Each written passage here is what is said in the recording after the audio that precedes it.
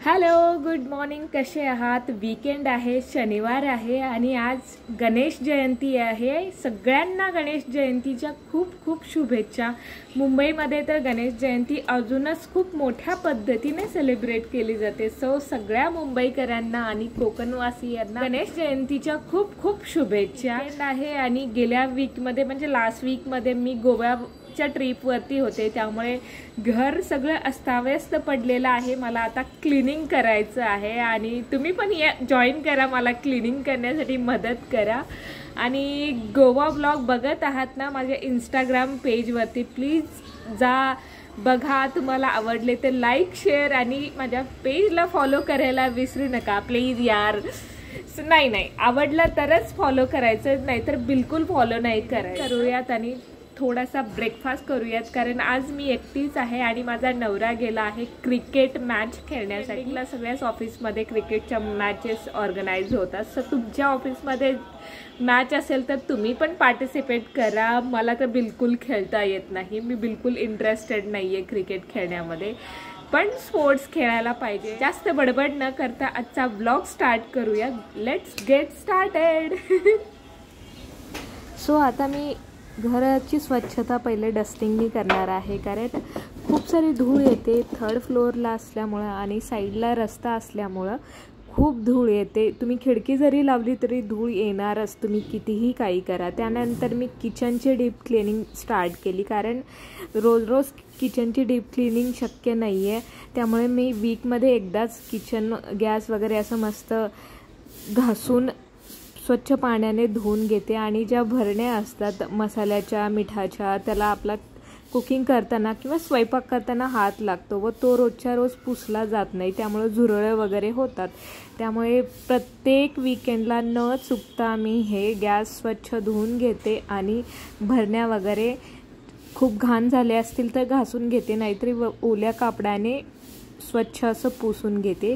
त्यानंतर मी इकडे कालच मी सोफा काढून सोफ्याखालचं घाण झाडूने काढून घेतलं होतं, त्यामुळे आज मी फक्त झाडूच मारला आहे आणि हॉलची तर डस्टिंग केलेली बाई. 40 मिनिटं लागले क्लिनिंगला आणि आता सगळी क्लिनिंग झाली आहे.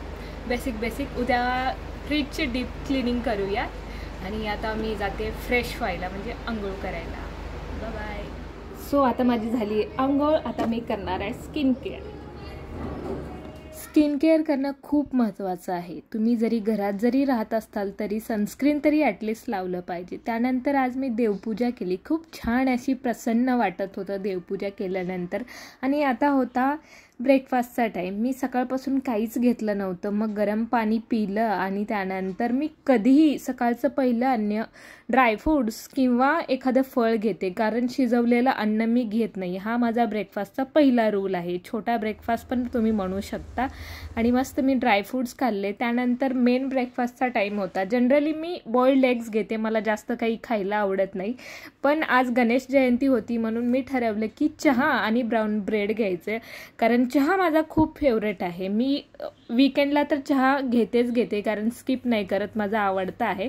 आणि वीकडेजमध्ये जर मला आवडलं, मला वाटलं की घ्यायचा आहे चहा, तर मी घेते. कमी साखरेचा तुम्ही घेऊ शकता किंवा विदाऊट शुगरचा पण घेऊ शकता, जसं तुम्हाला आवडेल तसं. पोर्शन कंट्रोलमध्ये घेतलं तर तुम्ही 1 स्पून साखरचा चहा घेऊ शकता, त्यात काही एवढा हार्ड अँड फास्ट रूल नाही.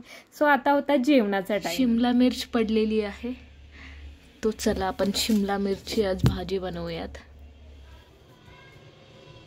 या सगळ्यांची आपणाला आज भाजी बनवायची आहे. सो मी हे आता कट करणार आहे आणि फोडणी देताना तुम्हाला दाखवेन. इकडे कट करून घेतले कांदा, टोमॅटो, शिमला मिर्च आणि लसूण.